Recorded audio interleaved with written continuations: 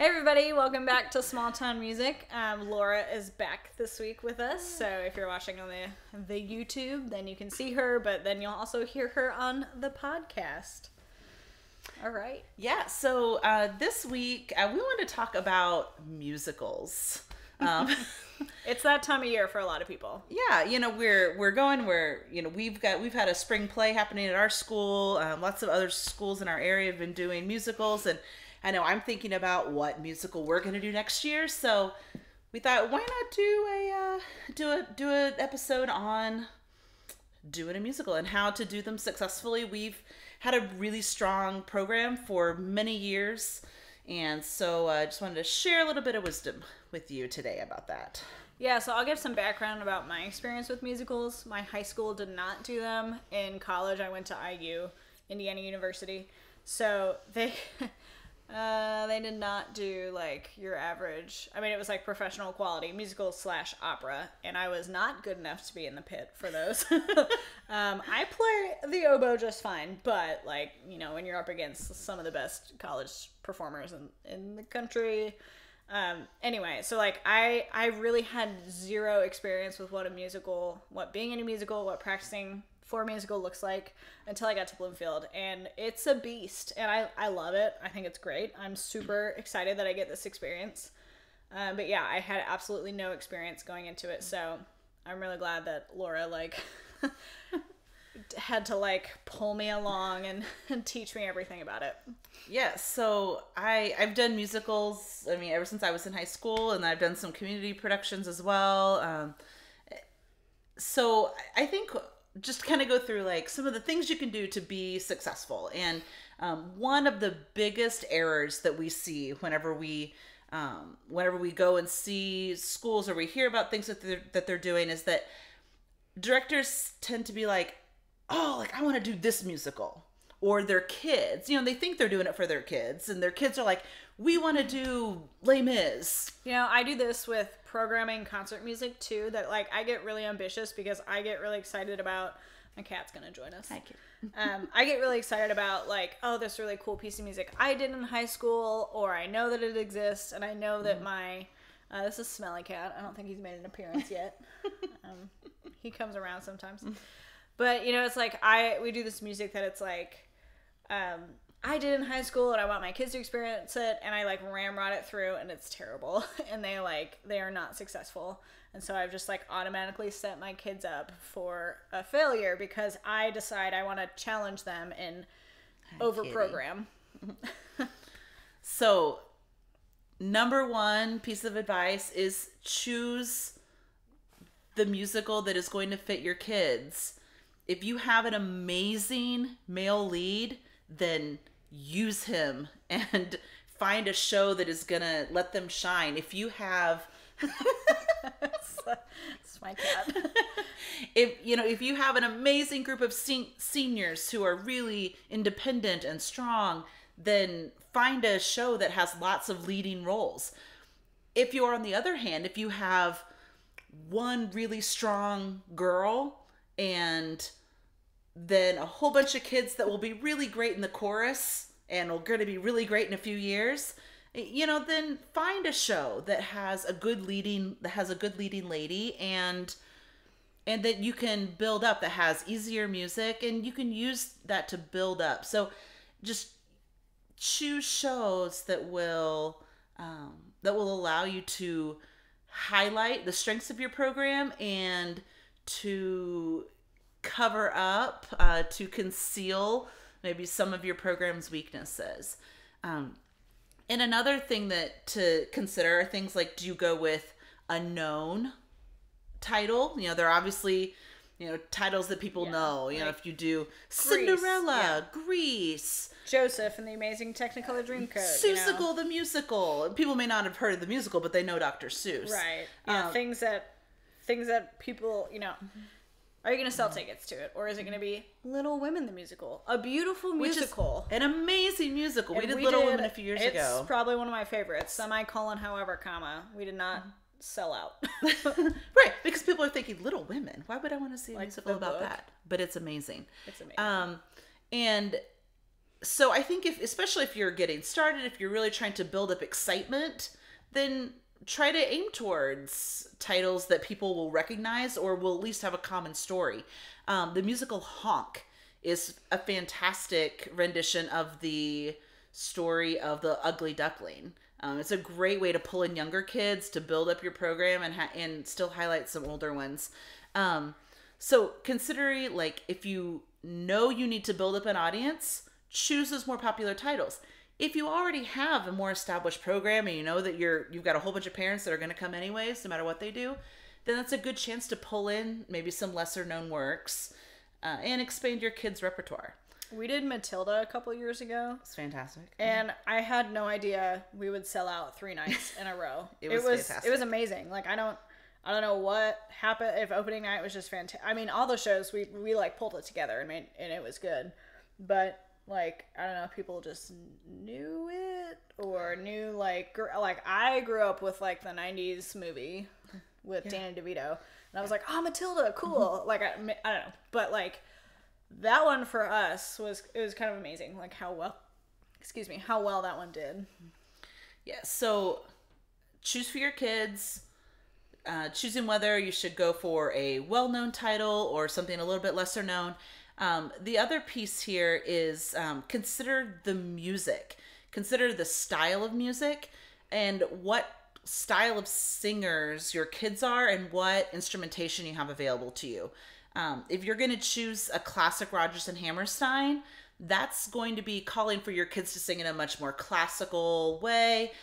They may not be as familiar with not only the music itself, but the style of singing, the style of the music, just the way that the music will flow. It'll be more difficult for them to learn. The harmonies will be more difficult. And then you have to consider what you have available for your pit.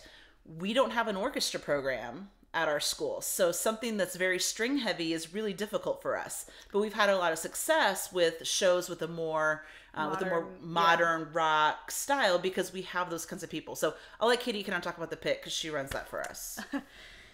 Yeah, so the pit, we started out and I would have like 3 or 4 students come and play in the pit. And they would also be on stage. So it was like when they're not on stage, they would come in the pit. And that kind of works. But then like all your biggest numbers, you lose your pit. And also it I don't know anymore if this is the case. It might be the case in a couple years with our middle school students moving up. But it always seemed that like my best instrumentalists were also the lead in the musical and couldn't be in the pit. And so it got really frustrating that like, one, I didn't really have interest because some of the kids are like, I don't know what this is. Or they would get the music and they would like throw up because it's hard. It's like really pit, hard. If you've never played pit books or you have, but you've never had high school students play pit books, then it gets real dicey real fast. So that's a warning that it will take a lot of time and a lot of rehearsal. The biggest thing for pit books is the keys. The keys, it's like C major, B major, F sharp minor. They're G keys for like, singers and piano players, and they're awful. And they switch like every 4 measures. And like I, as a grown up who's like played my instrument longer than my students have been alive, like it's hard for me too to like, oh shoot, we're in a different key. That's not a G flat, that's a G. And so that it gets really tricky. We are incredibly lucky that we have a whole like squad of adults that really like to be involved with the musical and are like crazy enough to just stick with it and dedicated enough. So my husband, he plays guitar for our musical and he really enjoys it. And he also really helps with sound and like all this other crazy stuff that we like ask him to do that he willingly does for now. And then sometimes I'll pull out the keys part. And especially for some of those like more modern musicals, the keys books have a lot of sound patches, which is really cool if you can get it all programmed and figured out. I do not claim to be an expert. I have no idea. I get as close to it as I can and do my best. But I'm lucky enough to have a program on my computer that plugs into my keyboard that I can run through. It's called MainStage if you haven't heard of it. I think it's like $20.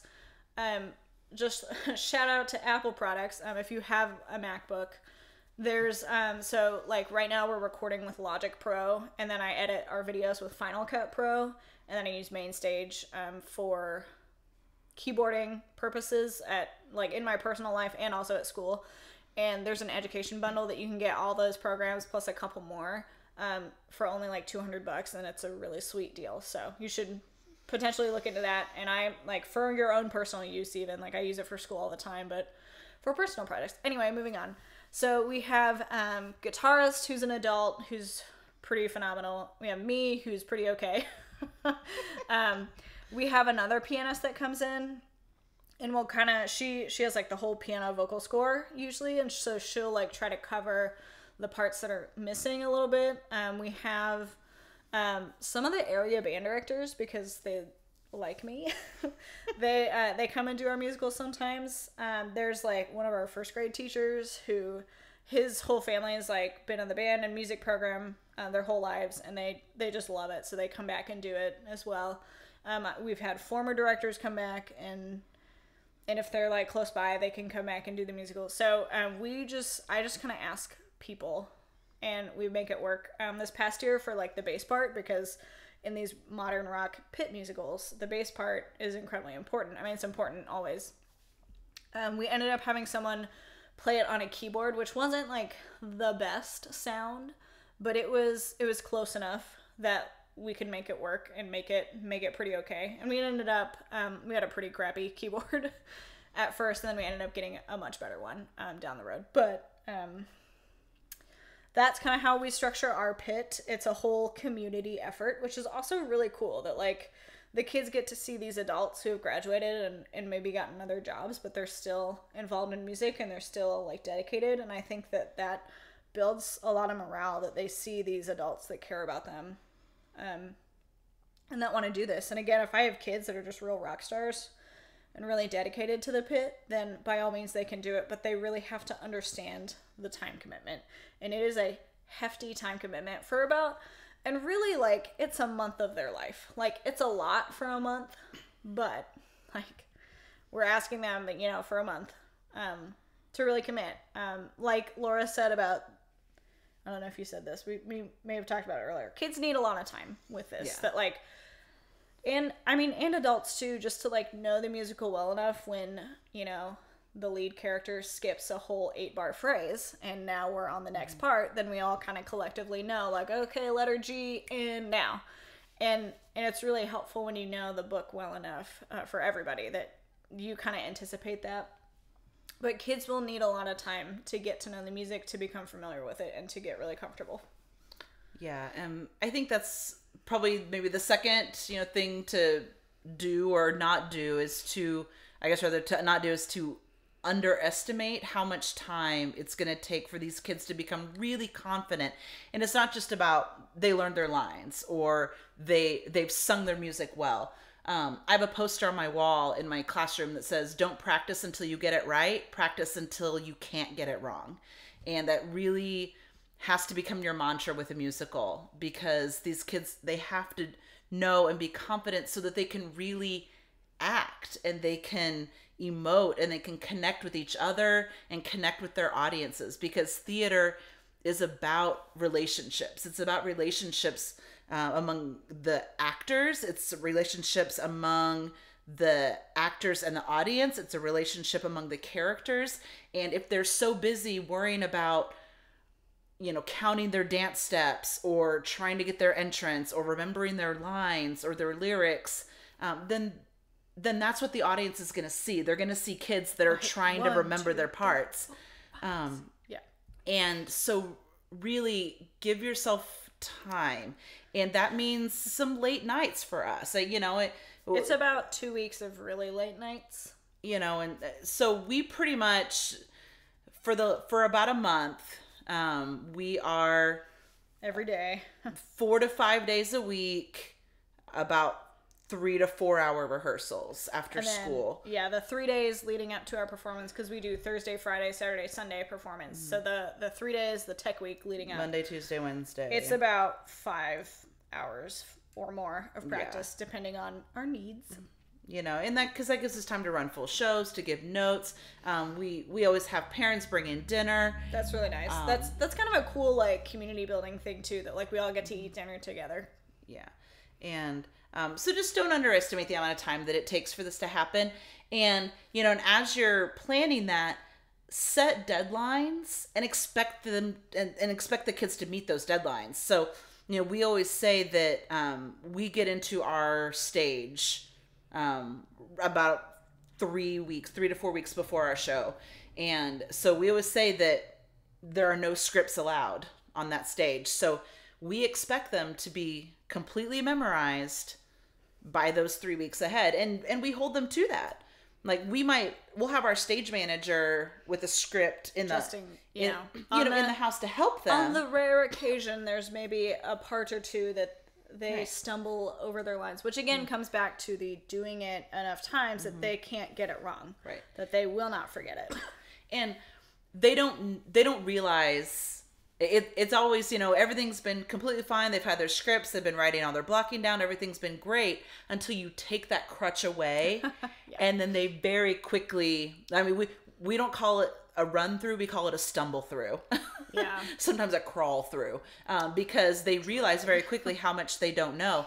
And I would rather them learn that 3 weeks before we open and not the week that we open. And so we set those deadlines. We say, you know, all your music has to be memorized by this day. You know, costumes have to be done like 2 weeks before the show, because we want to see them. We want them to, we want to be able to adjust, and we want to give them time to make those adjustments. So set those deadlines for your kids and make them, and hold them accountable to that. The other piece that we've kind of hinted at is just delegation. If you are starting a musical, awesome, go you. It's amazing. Memories your kids will always remember. It's like the worst and best time of your absolutely. life. Like, absolutely. every year we get done and we're like, don't talk to me about the musical. I don't want to listen to it for a full year. I can't even think about it. And then it's like musical time again. What are we doing next year? What are we doing? Can I get the music books already? Can I practice? And so you have to delegate. As a music teacher, you cannot be expected to direct and sound and lights and sets and costumes and music, and you cannot do it all. Laura's really good at delegation. No, for this she's figured it out a little more, I think. Well, here's the key. I have people in place here that I really trust. Yeah. And that's really the key for me to delegate well. That I have people I can trust. You kind of figure that out as you go. If you're brand new in your job, maybe don't do a musical for a couple years until you kind of understand, who are those people that you are comfortable, that maybe that you don't know, that know about lights and sound and audio and light engineering, and right. Or start really small. Start with a review. Start with something that is a junior musical. Yeah, absolutely. If you have elementary, middle school kids, like, do a Disney Junior. They are like in a box and handed to you, which makes your life super easy. They even have they come with tracks. You don't even need a pit.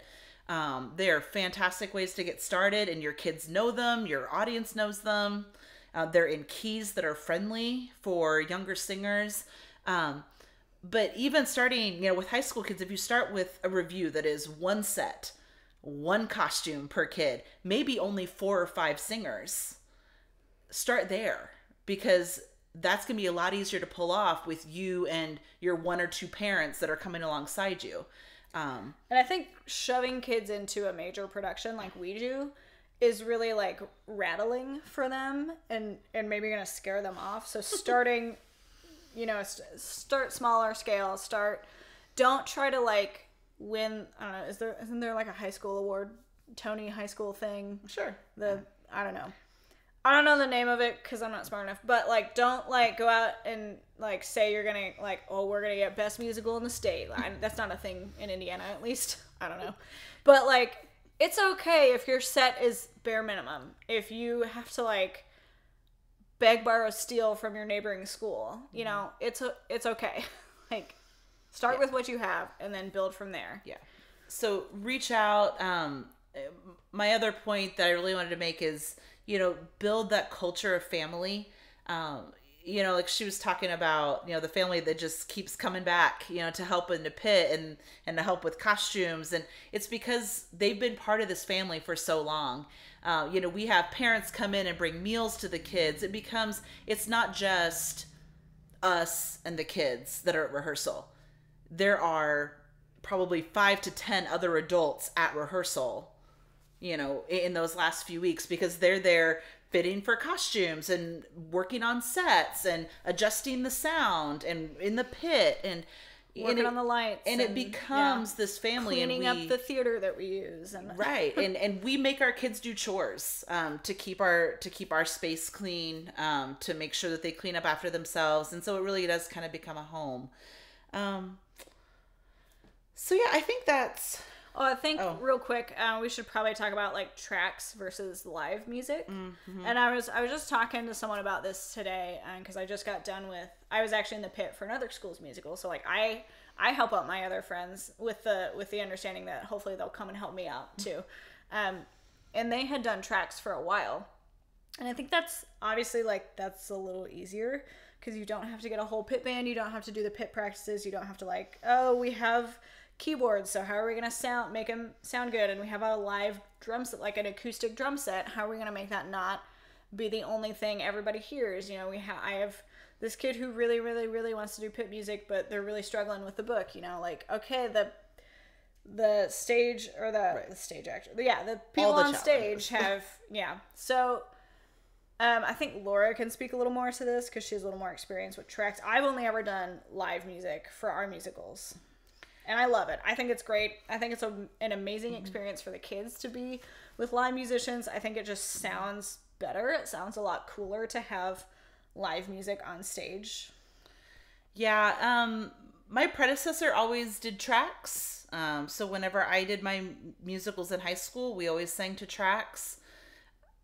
What's helpful about that is it's always the same. The kids always hear the exact same thing, and they can learn that and they can depend on that. It only took me about a year of me teaching to say, no, I want to do live music. And even if that meant it was a little more work, a little more time. Right. My very first one I did with live music was Into the Woods. And I just remember me and my piano, dun, dun, dun, dun, dun, dun, dun, for the entire show. Yeah. And I had a friend of mine from IU, because I was still a new teacher and still very connected to my college friends, who came and played violin for us. So it was me, a violin, and I don't even know if I had anyone else in the pit with me then, but it's fine. But I had just decided that for that musical, I needed to have that control over, because if you've ever done Into the Woods or even really listened to it, the entire show is underscored, and all of the underscore is dun dun dun, and it was impossible for the kids to find their entrances. And so I think all of that story to say that for me, live music I would rather have simpler live music and be able to give my kids what they need. If they need help finding their pitch, I can do that on the fly on my piano. I can throw the melody in there to help them. If they accidentally come in a measure late, we can adjust to that on the fly. And I know there are programs out there, that can do that, that you can buy when you buy the rights to your shows. I don't have that kind of budget. I priced it out once, and it was going to be pretty much the same price as it was going to be another couple $1,000s to rent that, and I don't have that in my budget. So for me, it's easier to pay the adults to come into the musical. Right. I pay them gas money and give them my love. And we feed them dinner. And we feed them. Yeah. And again, family, right? So it's that community of, they're not just there for a paycheck. They're there because, we hang out. If they were, then I don't know what their regular paycheck is. Because really it would not be what they got from us. Yeah. But then again, like I was saying earlier, though, with like the Disney Juniors, and especially if you're dealing with younger performers, you know, if you're talking elementary, middle school, get the tracks, get the CDs. They can practice with them. They can be really familiar with them. And it's going to make your life infinitely easier if you're dealing with those younger performers. I think, too, just kind of I know we kind of keep rambling, but there's just so much advice to give. I think with anything new, whether it's a musical or maybe you're starting a jazz band or, you know, a marching band or whatever, I think it's really great to start with the younger kids. I think they're a lot easier to reel in and to get invested, whereas high school kids have kind of decided already, like, what they're going to like and not like, and their schedules are pretty well set. Like, what they spend their time on is already kind of decided once, not always, but a lot of times for high school kids. So I think almost, like, start with your middle schoolers and start with a junior musical and build that, you know... Right. So if you say, tradition. Like, we're going to do, you know, Aladdin Jr. We're going to do Alice in Wonderland Jr. Right. If you have older kids, then, like, they can still be involved. But, I think, like, middle schoolers have a lot more, like, life in them. Excitement for, like, they're just, like, excited to be here. Especially right now. I don't know. COVID is weird. But, yeah. So I think that's all I have to say. Yeah. Doing a musical is... I believe, especially if you do it right, it's pretty amazing. It's an amazing experience for you, for your kids. It brings everyone together. It is a lot of work. You will be exhausted at the end of it, but it is the best kind of exhaustion that there is.